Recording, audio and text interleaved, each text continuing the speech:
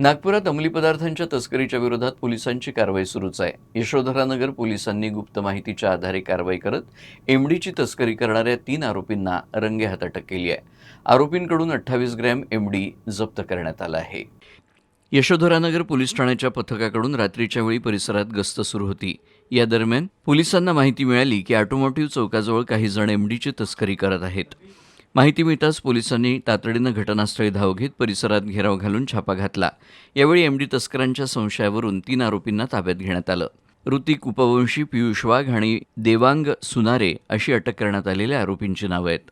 पोलिसांनी आरोपींची झडती घेतली असता त्यांच्याकडून 28 ग्रॅम एमडी जप्त करण्यात आली. यासोबतच एक दुचाकी आणि मोबाईल फोनही पोलिसांनी ताब्यात घेतला.